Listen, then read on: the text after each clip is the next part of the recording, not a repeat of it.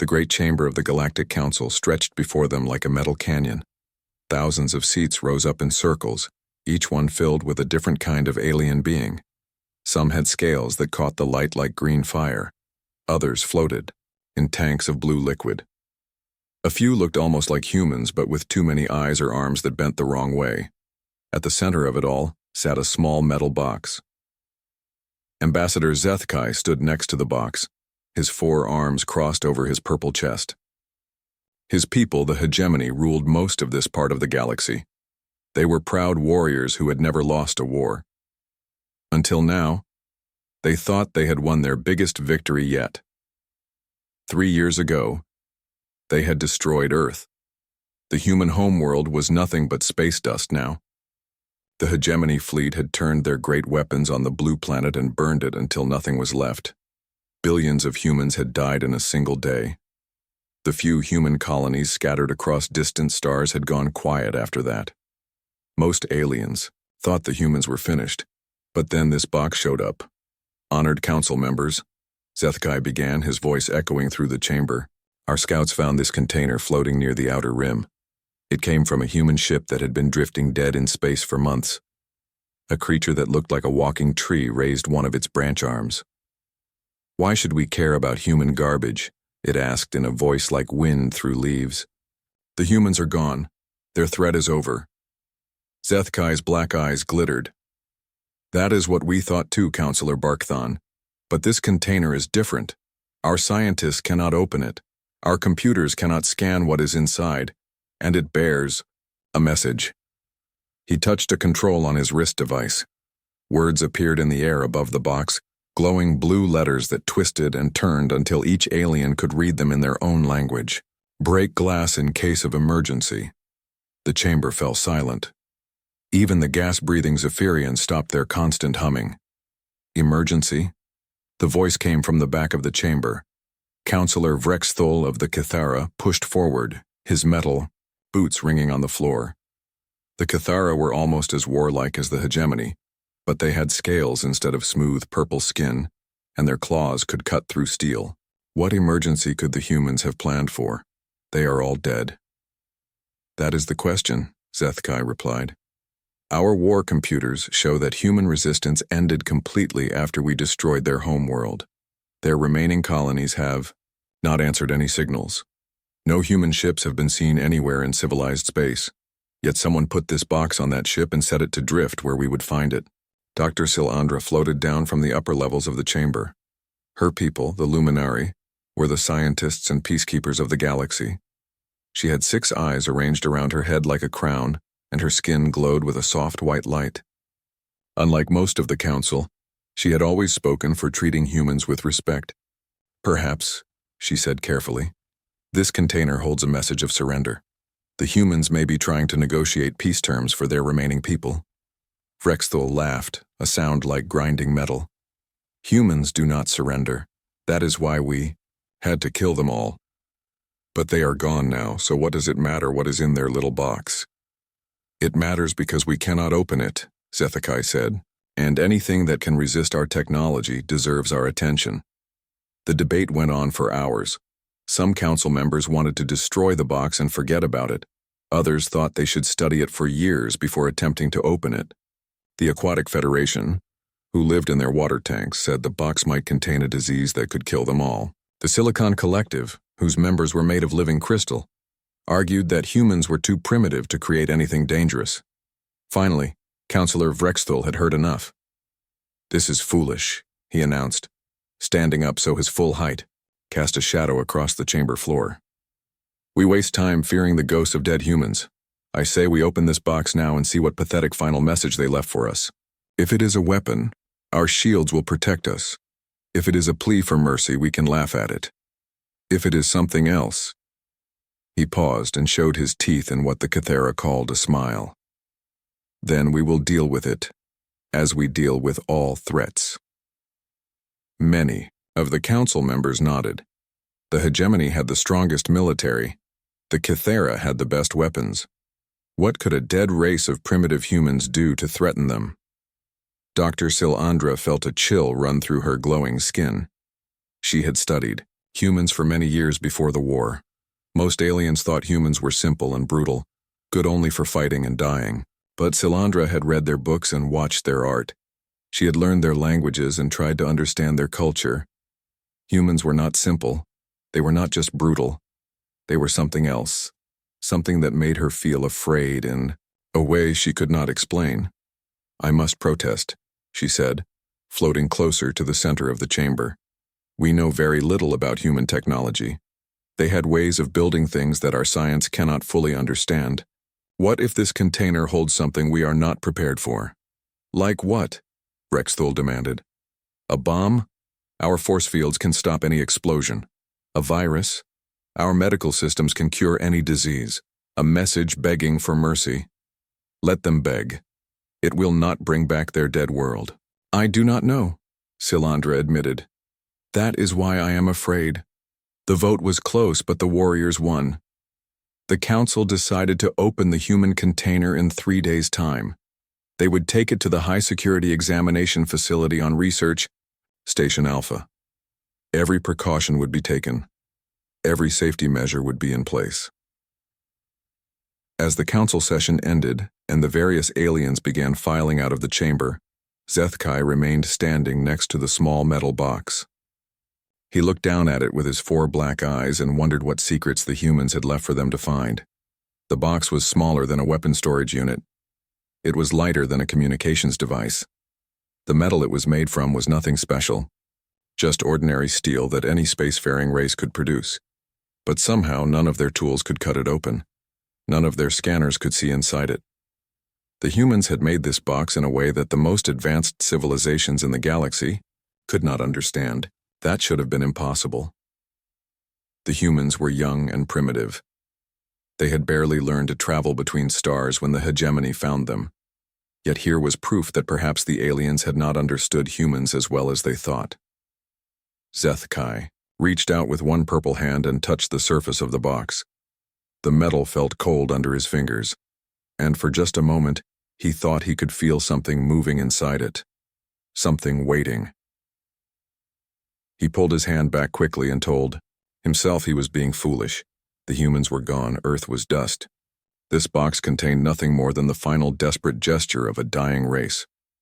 In 3 days they would open it and see how wrong the humans had been to think they could threaten the mighty Galactic Council. But as Zethkai walked away from the metal box, he could not shake the feeling that the humans had left them a surprise that would change everything. Research Station Alpha hung in space like a metal moon. It was the most secure facility in Galactic Council territory, built to contain the most dangerous weapons and study the most deadly artifacts. Thick walls of reinforced metal surrounded laboratories that could survive the explosion of a small star. Energy shields that could stop entire fleets protected the station from any attack. Dr. Silandra floated through the corridors toward Laboratory 7, where the human box waited. Her 6 eyes were dim with worry. She had spent the last 3 days reading everything she could find about human technology, but the more she learned, the more concerned she became. Humans built things differently than other races. Where most aliens used advanced materials and complex energy systems, humans often relied on simple solutions that worked in unexpected ways. They had a saying that Silandra had found in their literature: "If it's stupid, but it works, it isn't stupid." The problem was that human solutions often seemed stupid to everyone else, right up until they proved to be brilliant. Laboratory 7 was crowded with observers. Ambassador Zethkai stood at the back with a team of hegemony military analysts. Counselor Rexthul had brought a squad of Cathera weapons experts. Representatives from a dozen other species filled the viewing area, all eager to see what the dead humans had left behind. The human box sat in the center of the chamber on a simple metal table. Around it, scanning devices hummed and energy sensors blinked with colored lights. Force field generators created layers of protection between the box and the observers. Emergency systems stood ready to flood the room with fire-suppressant gas or lock it down completely if anything went wrong. "Beginning examination procedure," Dr. Silandra announced. She had volunteered to open the box herself, partly because she was the council's expert on human culture, but mostly because she felt responsible for what might happen next. Her assistant, a young luminary named Feltorch, operated the scanning equipment from behind a protective barrier. All systems show normal readings, he reported. The container shows no energy signatures, no biological activity, no chemical reactions. That does not mean it is safe, Silandra said. She had learned that humans were very good at hiding dangerous things inside innocent-looking packages. She activated the remote manipulation arms, mechanical devices that could work with the box while keeping her at a safe distance. The arms moved slowly and carefully, finding the seam where the lid met the base of the container. Applying minimal force, she said, more to herself than to the observers. The manipulation arms gripped the lid and began to lift. The box opened, with a soft click. For a moment, nothing happened. The force fields remained steady. The scanners showed no change. The air in the laboratory stayed clean and safe. Then Silandra saw what was inside, and her 6 eyes went wide with confusion. "What is it?" Vrexthul demanded from the back of the room. "What did the humans leave for us?" Silandra used the manipulation arms to lift objects out of the box one by one. Each item was carefully placed on the examination table where the observers could see it clearly. They were small black rectangles, each about the size of a human hand. They were flat and smooth, with writing on them in the human language. The objects were wrapped in clear protective material that crinkled when the manipulation arms touched it. "Primitive data storage devices," Feltorch said, running scans on the objects. "The technology is extremely basic. Pre-quantum, pre-neural, pre-photonic. These appear to use magnetic fields to store information on metallic particles." Vrexthul laughed, the sound echoing through the laboratory speakers. "This is what we were afraid of? Ancient data storage? My people stopped using such primitive technology before we learned to fly between stars." "There are 47 of these devices," Silandra reported, continuing to remove them from the box. "Each one appears to contain large amounts of data, despite the simple technology." Ambassador Zethkai stepped closer to the viewing window. "What kind of data? Military plans? Weapon designs? Locations of hidden human colonies?" Silandra was already working to interface one of the devices with the laboratory's computer systems. It took several minutes to build a translation protocol that could read the ancient magnetic storage format. "The data appears to be entertainment files," she said slowly. "Moving pictures with synchronized audio, a very primitive multimedia format." The room fell silent except for the humming of the laboratory equipment. "Entertainment?" Vrexthul's voice was flat with disbelief. "The humans left us their movies?" "It appears so," Silandra said. She was as confused as everyone else. "These files contain what humans called films or movies. They are fictional stories presented as moving images." "Why would they do that?" asked a representative from the Crystalline Collective, its translated voice sounding puzzled. "What message were they trying to send?" Silandra was already loading the first file into the laboratory's display system. "Perhaps we should watch one and find out." The main screen lit up with images that made several of the observers step backward, in surprise. The pictures moved and changed, showing human faces and human voices speaking in their ancient languages. The laboratory's computers provided automatic translation, turning the human words into language that all the observers could understand. The first film was something called Independence Day. It showed humans being attacked by aliens with superior technology and massive spaceships. The alien invaders were powerful and advanced with weapons that could destroy entire cities in seconds. At first, the observers nodded with understanding. This was clearly human propaganda, showing how victims they were of alien aggression. Perhaps it was meant to make the Council feel guilty for destroying Earth. But as the movie continued, something strange happened. The humans in the story did not simply die or surrender. Instead, they began to fight back. They used clever tactics and simple solutions to battle enemies who were far more advanced than they were. They turned their own primitive technology against the alien invaders. They coordinated a global response that turned their disadvantages into strengths. By the end of the movie, the humans had won. "Play another one," Vrexthul ordered, his earlier amusement gone. The second film was called Aliens. It showed a single, human woman trapped on a space station with creatures that were designed to be perfect killers. The aliens in this story were fast, deadly, and nearly impossible to stop. They had acidic blood that could eat through metal. They had no fear and felt no pain. The human woman killed them all. Another, said Ambassador Zethkai. The third film was The Martian. It showed a human stranded alone on a hostile planet with limited supplies and no way to call for help. By all logic, he should have died quickly. Instead, he survived for years using nothing but his intelligence and determination.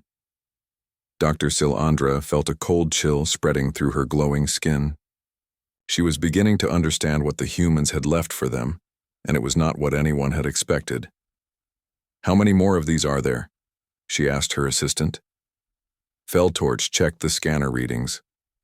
44 more films, plus several thousand hours of additional entertainment media. Television shows, documentaries, recorded performances. "Play them all," Vrexthal commanded. His voice had changed. The mockery was gone, replaced by something that might have been worry. As the laboratory filled with more images of humans facing impossible odds and finding ways to win, the observers began to realize that they were not watching propaganda or fantasy. They were watching instruction manuals. The humans had not left them entertainment. They had left them a warning. The emergency session of the Galactic Council had been going on for 6 hours. Representatives from 12 different species sat in their chambers, watching the giant screens that showed film after film from the human collection. What had started as curiosity had turned into something much more serious. Ambassador Zethkai stood at his command station, his forearms working frantically over holographic displays. His military analysts were running calculations and cross-referencing the Maewa human films with their database of actual human military actions. The results were making his purple skin turn an unhealthy shade of gray. "Play the section from Red Dawn again," he ordered. On the main screen, humans appeared who had been invaded by a superior military force. Their government had fallen. Their army had been defeated. By all reasonable measures, they had lost the HFY War completely. Instead of surrendering, they formed small groups and began fighting back. They used simple weapons against advanced technology. They turned everyday objects into tools of war. They made the occupation so costly and difficult that the invaders eventually gave up and left. "This is not fiction," Zethkai announced to the Council. "Our historical database confirms that humans have actually done this, multiple times, on their own world. Groups of humans with primitive weapons have successfully resisted armies with superior technology." Counselor Vrexthal was pacing back and forth in his section, his metal claws clicking against the floor. His weapons experts had been analyzing every human film for tactical information, and what they found was disturbing. "The humans call it asymmetric warfare," Vrexthal said. "They have studied it, practiced it, and perfected it over thousands of years. Every story in their collection shows the same pattern. Humans who are outgunned and outnumbered, finding ways to win through intelligence, determination, and tactics that more advanced enemies do not expect." Dr. Silandra floated near the central display, her 6 eyes focused on a film called 300. It showed a small group of human warriors fighting against an army that was hundreds of times larger. The warriors knew they would die, but they fought anyway because their sacrifice would inspire others to continue the fight. "I have been analyzing their cultural patterns," she reported to the Council. "These films are not just entertainment, they are teaching tools. Human children grow up watching stories about ordinary people who face impossible odds and find ways to win. They learn from birth that being outnumbered makes you more dangerous, not less." The representative from the Aquatic Federation raised a tentacle from its water tank. "Surely this is exaggeration.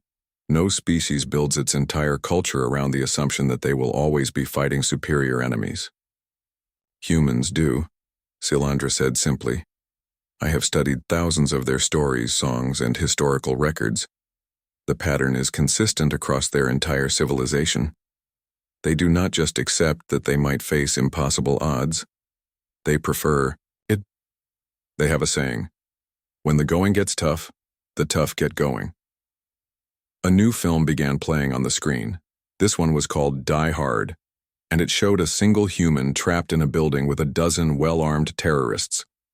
The human had no backup, no weapons, and no way to escape. The watching aliens gradually fell silent as they saw what happened next. The human did not try to hide or surrender. Instead, he began hunting the terrorists one by one. He used the building's own systems against them. He turned their superior numbers into a disadvantage by forcing them to split up and search for him. He used their advanced equipment against them by stealing their weapons and communication devices. By the end of the film, all the terrorists were dead, and the human was alive. This is their standard tactical doctrine, Vrexthul said, his voice hollow with realization. When humans are trapped, they do not try to escape. They go on the attack. When they are outnumbered, they do not look for help. They use their enemies' numbers against them. Ambassador Zethkai was reading reports from his intelligence officers. Our database shows 17 different historical incidents where human groups used exactly these tactics against alien forces. We always assumed they were desperate acts by primitives who did not understand their situation. They understood perfectly, Dr. Silandra said. They were doing what humans always do when faced with superior enemies. They were winning. The next film was Aliens again, but this time the council members watched it differently. They no longer saw a simple story about a woman fighting monsters. Instead, they saw a detailed tactical manual for how to fight a superior enemy in a confined space. The human woman used the environment to her advantage. She learned the enemy's weaknesses quickly and exploited them ruthlessly. She used improvised weapons and traps. She turned the aliens' own biology against them by using their acidic blood to damage their ship. Most importantly, she never gave up. Even when she seemed completely defeated, she found another way to fight. There are 47 films in this collection, Feldtorch reported from the research station. Every single one shows humans either fighting superior enemies or preparing to fight superior enemies. Their entire entertainment industry was dedicated to teaching tactical lessons. Vrexthul stopped pacing and turned to face the central screen. Show me the one called Ender's Game. This film was different from the others. It showed human children being trained to fight an alien species that had nearly destroyed Earth once before. The children learned to think like their enemies, to understand their tactics, and to find ways to defeat them even when the aliens had every advantage. The final battle showed a human child commanding a fleet against impossible odds. He won by using a tactic so brutal and effective that it completely destroyed the enemy species. The humans were not just teaching their people to fight, Vrexthul said slowly. They were teaching them to commit genocide against any species that threatened them. No, Dr. Silandra corrected. They were teaching them to win no matter what the cost. There is a difference. The room fell silent as the implications sank in. The humans had not just been a primitive species that happened to be good at fighting. They had been a civilization that had spent thousands of years perfecting the art of defeating superior enemies. And 3 years ago, the Galactic Council had given them the ultimate test. The humans had lost their homeworld. They had been scattered across distant colonies. They had been cut off from each other and surrounded by enemies who thought they were weak and broken. In other words, the aliens had put the humans in exactly the situation that every human story said was ideal for achieving victory. How many human colonies are still out there? Asked the representative from the Silicon Collective. Zethkai checked his database. 43 confirmed colonies. Possibly more that we have not discovered. And we have had no contact with any of them for 3 years? None. Dr. Silandra felt a terrible understanding washing over her. We have not heard from them because they do not want us to hear from them. They are doing what humans always do when they are outnumbered and outgunned. What is that? Vrexthul asked, though his tone suggested he already knew the answer. They are getting ready to win. On the screen, another human film began to play. This one was called Red Dawn, and it showed exactly what happened when humans had time to prepare for asymmetric warfare against a superior enemy. The watching aliens began to understand that they had made a terrible mistake. They had not defeated humanity. They had simply given humanity 3 years to get ready for the kind of war that humans were best at fighting. And somewhere out in the dark spaces between the stars, 43 human colonies were probably putting that preparation to very good use. The Galactic Council was no longer meeting in the Great Chamber. Instead, emergency sessions were being held in the high-security conference room deep inside the council building. Guards stood at every entrance. Communication jammers prevented any signals from entering or leaving the room. What the council members were learning about humans was too dangerous to risk being overheard. Dr. Silandra had not left the research station in 2 days. She was working around the clock to analyze the human films, and each new discovery made her more afraid. The humans had not just left them entertainment. They had left them a complete library of tactical instruction that revealed exactly how dangerous humanity really was. "Play the one called The Martian again," she said to her assistant. This was the 4th time she had watched this particular film, and each viewing showed her something new. On the screen, a human named Mark Watney was stranded alone on Mars with limited supplies and no way to communicate with Earth. Any reasonable person would have accepted that they were going to die and tried to make their final days as comfortable as possible. Instead, Mark Watney immediately began making plans to survive. He grew food in Martian soil using human waste as fertilizer. He created water by burning rocket fuel in a dangerous chemical reaction. He modified a Mars rover to travel thousands of kilometers across the planet's surface. He repaired critical life support systems using spare parts and improvised tools. Most incredibly, he did all of this while maintaining a sense of humor and treating his impossible situation as nothing more than an interesting engineering problem. "This is not normal behavior," Dr. Silandra said to the empty laboratory. "No other species would react to certain death by trying to science their way out of it." Her communication device buzzed with an incoming message from the council chambers. Ambassador Zethakai's voice sounded strained and worried. "Dr. Silandra, we need you to analyze the film called Apollo 13 immediately. Our military analysts think it might explain something important." Silandra loaded the film and began watching. It showed 3 humans trapped in a damaged spacecraft that was losing power and air. They were hundreds of thousands of kilometers from Earth with no way to return safely. The humans did not panic. They did not give up. Instead, they began methodically solving one problem after another. They built a makeshift air filter using spare parts and tape. They calculated a precise course correction using manual mathematics. They figured out how to restart their engines using the small amount of power they had left. They made it home alive. "I am beginning to understand," Silandra said into her communicator. "When humans face technical problems that should kill them, they treat it as a puzzle to be solved. They do not accept that something is impossible." "Keep watching," Zethkai replied. "We are discovering that this pattern applies to military situations as well." Silandra switched to a film called Saving Private Ryan. It showed human soldiers fighting in a massive war where millions of people were dying. The soldiers were given an impossible mission: find one specific person among the chaos of a continent-wide battle. They did it. Then she watched Black Hawk Down, which showed a small group of human soldiers trapped in a city full of enemies. They were outnumbered by hundreds to 1, cut off from support and running out of ammunition. They fought for 18 hours and refused to surrender. Then, We Were Soldiers, which showed humans fighting an enemy that knew the terrain better, had superior numbers and was fighting on their home ground. The humans won anyway. "This is not normal military behavior," Silandra reported to the council.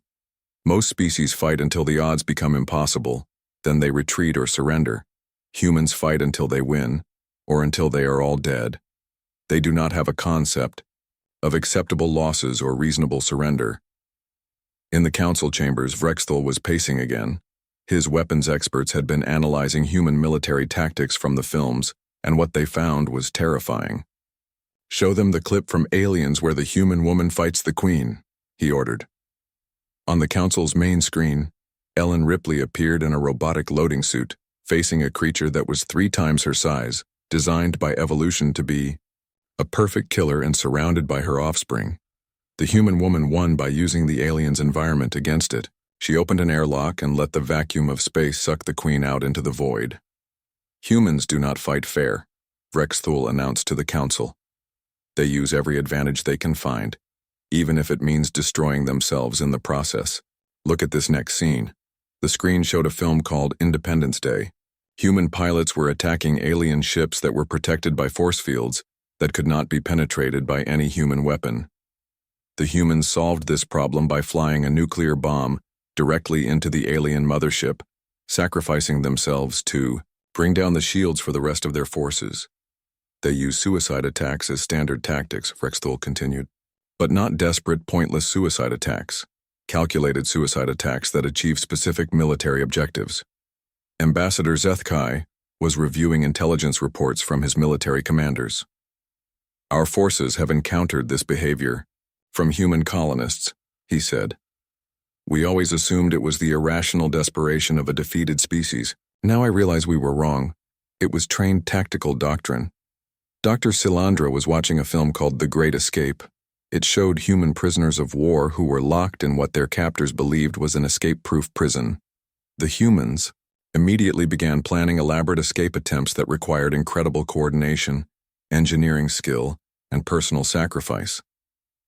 They succeeded in getting dozens of prisoners out, even though most of them died in the attempt. They do not accept captivity, Silandra reported. Even when escape is impossible, they try anyway. Even when the cost is death, they try anyway. The next film was Platoon, which showed human soldiers fighting in a jungle war where they could not tell who was an enemy and who was a civilian. The conditions were horrible, the mission was unclear, and the chances of survival were low. The humans kept fighting anyway. Then, Full Metal Jacket, which showed how humans trained their soldiers to be effective killers even under the worst. Psychological stress.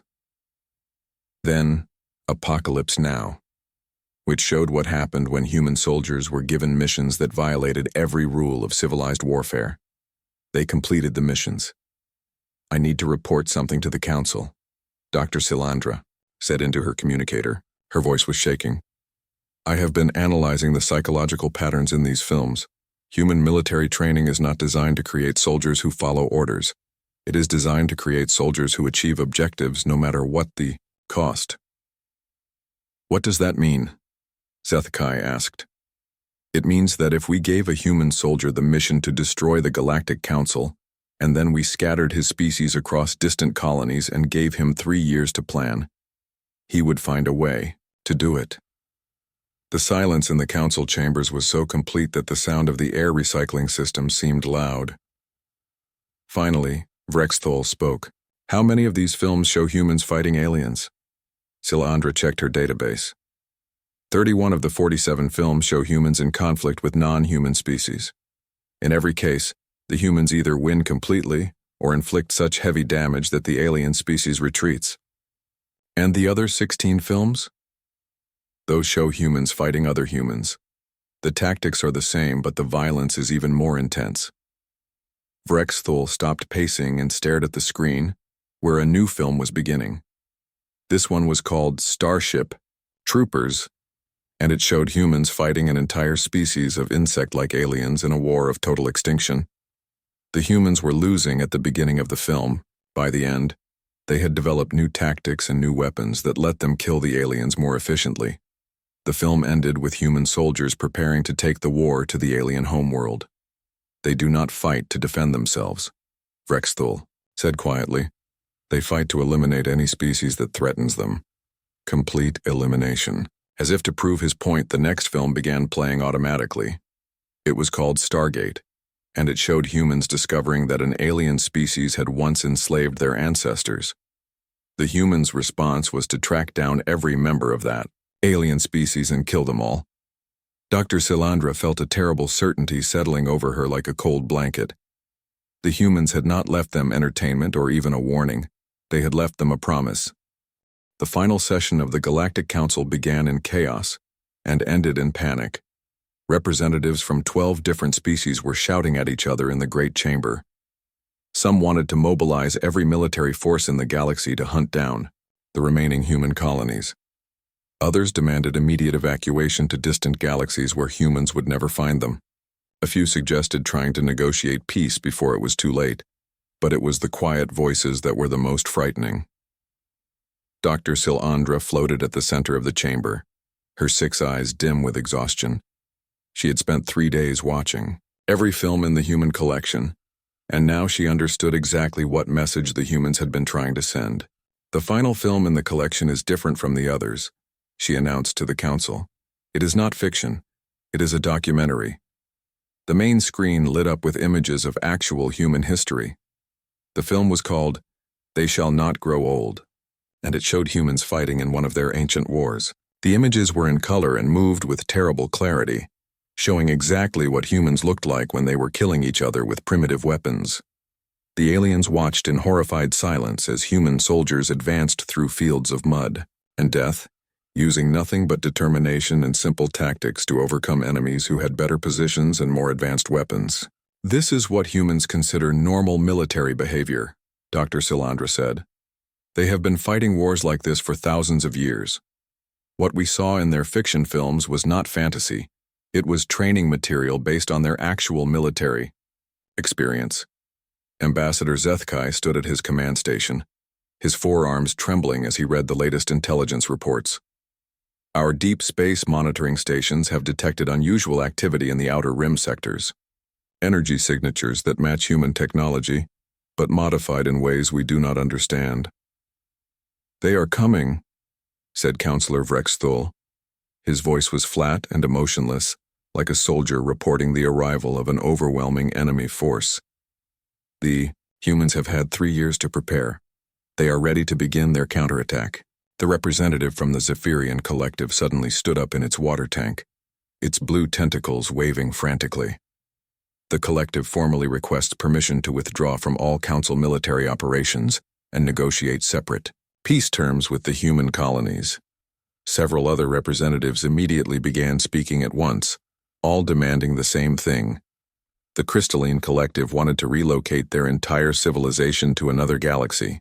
The Aquatic Federation began broadcasting surrender signals on all frequencies, hoping that humans would receive them and accept their submission.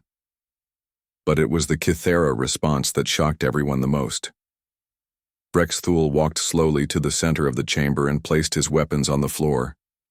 In Kythera culture, this was the gesture of absolute surrender, something that had never been done in their 10,000-year military history. The Kythera hegemony formally surrenders to humanity, he announced. We acknowledge that we cannot win a war against an enemy that treats impossible odds as their preferred tactical situation. We request mercy for our civilians and ask only that our warriors be allowed to die with honor when the humans come for us. The chamber erupted in shouting. Some species accused the Kythera of cowardice. Others praised them for being realistic about their situation. But Ambassador Zethkai was not listening to the arguments. He was reading a message that had just appeared on his personal communication device. Honored council members, he said, his voice cutting through the noise. I have received a transmission from the human colony on Kepler 442b. The chamber fell silent. Play it, Dr. Silandra said. The main screen changed to show a human face. The man appeared to be middle-aged, with gray hair and calm eyes. He was wearing simple clothes and sitting in what looked like an ordinary room. Behind him, other humans could be seen working at various tasks. When he spoke, his voice was polite and friendly.